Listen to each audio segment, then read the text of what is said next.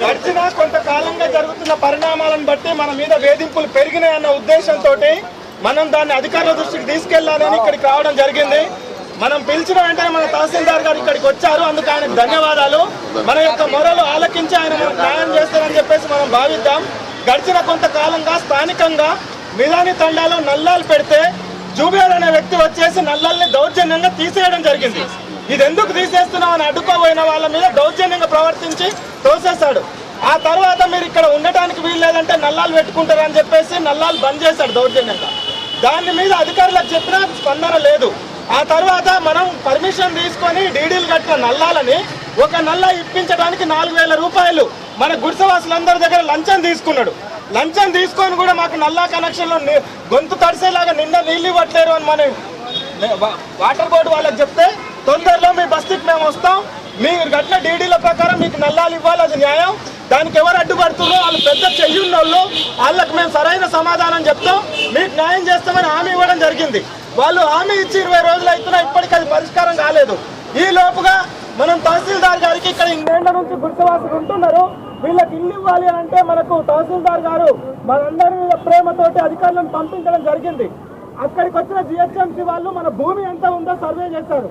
తర్వాత ఎంఆర్ఓ గారి రిపోర్ట్ అడిగారు. రిపోర్ట్ ఇచ్చిన వెంటనే కన్స్ట్రక్షన్ కు సంబంధించినటువంటి డబ్బులు రిలీజ్ అయితే పనులు మొదలైతాయని చెప్పారు. ఈ విషయం మీద మన బస్తీలో ఉన్న వాళ్ళందరికీ సమాచారం ఇచ్చాం. దాని ప్రకారమే మనం ఉన్నాం. అయితే నిన్న అనుకోకుండా కార్పొరేటర్ పదవి అయిపోయింది మొన్న 1వ తారీఖుకే. అయినా కూడా మాజీ కార్పొరేటర్ గారు తహసీల్దార్ గారి దగ్గరకు వచ్చి, తహసీల్దార్ గారు అంటే మన మొత్తం మండల పరిధిలో ఆయన చీఫ్ మెజిస్ట్రేట్ అంటే ఒక జడ్జి గారు, ఆయన దగ్గరకు వచ్చి అబద్ధాలు చెప్పడం జరిగింది. ఆయన చెప్పిన అబద్ధాలు ఏంటంటే ఈ గుడిసెవాసులందరికీ ఇండ్లు కట్టిస్తామని చెప్పేసి డబ్బులు వసూలు చేస్తున్నారు అని చెప్పేసి చెప్పడం జరిగింది. 6 ఎవరో ఉన్నారన్నారు.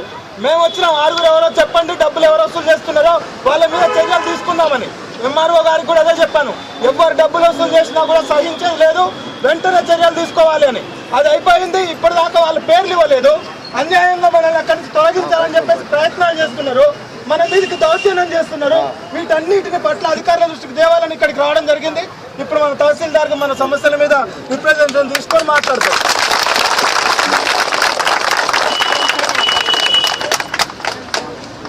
ఇప్పుడు మిలాని డిపోలో ఉన్న బీద వాళ్ళందరికీ నా మనవి ఏంటంటే, మా కోటయ్య గారు మీ అందరి సమక్షంలో నాకు ఒక 15 రోజుల క్రితమో దాదాపు నెల కావచ్చు నాకు అర్జీ సమర్పించారు. మీ అందరి పేర్లు పెట్టి దాదాపు 250 మంది.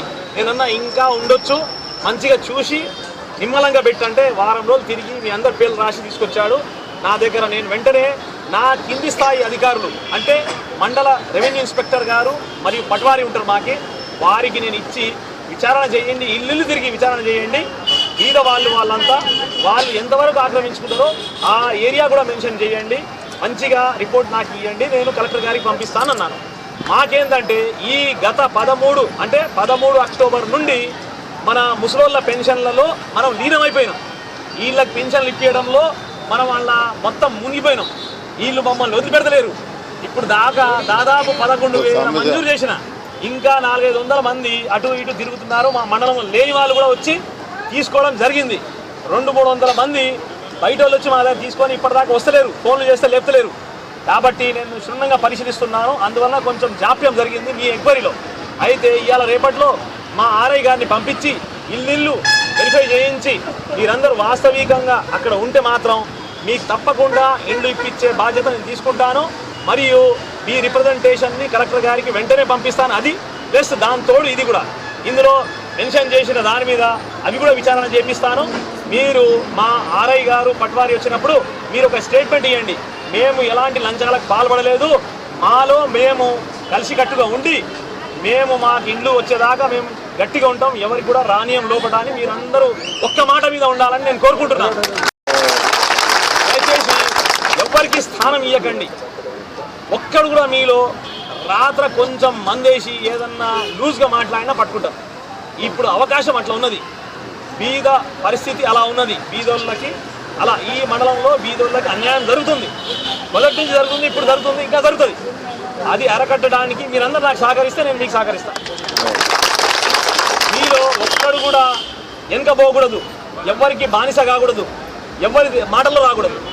నేను ఖచ్చితంగా ఎంక్వైరీ చేయించి మీ అందరికీ ఇండ్లు వచ్చేలా నేను చూస్తాను. ఎందుకంటే ప్రభుత్వము ఇస్తానికి ముందుకు వస్తుంది బీదోళ్ళ కొరకే. ఈ ప్రభుత్వం ఉన్నది బీదోళ్ళ కొరకే, ఉన్నోళ్ళ కొరకు కాదు. మనం తెలంగాణ తెచ్చుకున్న దేనికి? మనం బాగుపడటానికే. ఇప్పటిదాకా వేరే రాష్ట్రంలో ఉన్న వాళ్ళు మనకు అణిగి తొక్కేశారు, మా పిల్లల భవిష్యత్తు తొక్కేశారు, మమ్మల్ని తొక్కేశారు, మమ్మల్ని బీద వాళ్ళనే పెట్టారు. ఇప్పుడు ఇక్కడ ఉన్న వాళ్ళు కూడా అదే ప్రయత్నంలో ఉన్నారు. కాబట్టి మేము ఆ ప్రయత్నంకి అడ్డుపడుకొని మనం బయటపడాలి. ఇప్పుడు మనం ఇక్కడి నుంచి అడుగు ముందుకేయాలి. మనము ప్రగతి పదంలో ఉండాలి.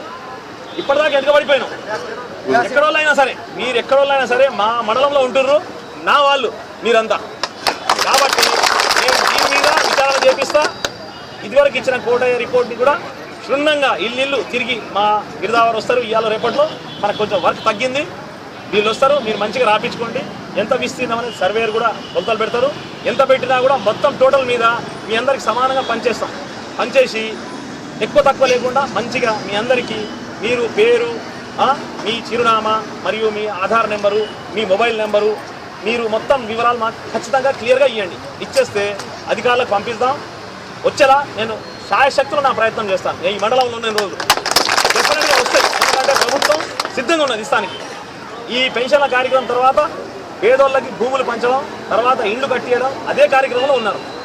మీరందరూ నిశ్చింతగా ఉండండి. కానీ మనం ఐకమత్యంగా ఉండాలి. ఇది నా కోరిక. మనం బీద వాళ్ళం, మనం గట్టిగా ఉండాలి. ఎవరి దగ్గర పోకూడదు, ఎవరికి బానిస కాకూడదు. ఇక్కడ చెప్పిన మాటలు కూడా మనం చెప్పకూడదు ఎవరికి. ఇది ఇంటి సమస్య మనది. దొంగలు బాగున్నారు, ఇక్కడ గూఢాచారులు బాగున్నారు. ఎందుకంటే మనల్ని ముంచడానికి సిద్ధంగా ఉన్నారనమాట. మనం దానికి బానిస అయితే మునిగిపోతాం. ఇంకా మనం మునగకూడదు, మనం నష్టపోకూడదు. ఇది నేను తీసుకుంటున్నాను. తప్పకుండా దీని మీద చర్య తీసుకుంటా. రేపో ఎల్లుండి వస్తారు మా గిరిదావారు పటవారి. మంచిగా వాళ్ళకి పేర్లు అవన్నీ పరిశీలించండి. వాళ్ళతో మంచిగా మీరు ఏ దానికి లోబడకండి. వాళ్ళకి మంచి ఇల్లు కూడా ఇవ్వకండి. మా వాళ్ళకి తెలిసిందా? ఖచ్చితంగా ఎంక్వైరీ చేసుకొని పోవాలని చెప్పండి. సాయంత్రం 6 అయినా 7 అయినా 9 అయినా 10 అయినా చేయించుకొని పోండి. అది రిపోర్ట్ వెంటనే పంపించి ఏర్పాటు చేస్తాను. వెంటనే పంపిస్తాను. దాంట్లో ఎవ్వరికి ₹1 ఇవ్వద్దు. మేము వచ్చినా మీ ఇంట్లో మంచినీళ్ళు కూడా మాకు ఇవ్వద్దు. మేము మీకోసమే పనిచేస్తున్నాం అని చెప్తున్నారు. ఇది దృష్టిలో ఉంచుకోండి. ప్రభుత్వం మళ్ళీ చెప్తున్నాం, జీతాలు తీసుకుంటున్నాం. ఖచ్చితంగా రాత్రి మొదలు పనిచేసిందే. మన తెలంగాణ కొరకు ఎంతో మంది ప్రాణాలు కోల్పోయారు. మనం ఒక 4 గంటలు పండుగకుంటే ఏంది, ఒక పూట వెనక ముందు అయితే ఏంది తెలిసిందా? అందుకే 6 నిమిషాలు అందరు కష్టపడితే తెలంగాణ బంగారు తెలంగాణ ఖచ్చితంగా అవుతుంది. ఇది నేను అనుకుంటున్నా, సాధిస్తాం. తెలిసిందా? మీరు నిశ్చింతంగా తమ ఇళ్ళకి పోండి. ఇక ముందు ఎలాంటి ధర్నాలు వద్దు మనకి. మనం ఏదైనా సాధించుకుందాం. మీకు మంచి నాయకులు ఉన్నారు, వాళ్ళని నమ్మండి. ఎలాంటి దానికి పాల్పడకండి. ఎవరికి లంచాలు ఇవ్వకండి. ఎవరి మాటల్లో రాకండి, మోసపోకండి. ఇది నేను చెప్తున్నాను. యాజ్ ఎగ్జిక్యూటివ్ మేజిస్ట్రేట్గా ఈరోజు ఉన్నాను. తప్పకుండా మీ రిపోర్ట్ని నేను చేసి పంపించి మీకు వచ్చేలా చూస్తాను. అసలు ఏమాత్రం డౌట్ తీసుకురాకండి మైండ్లో.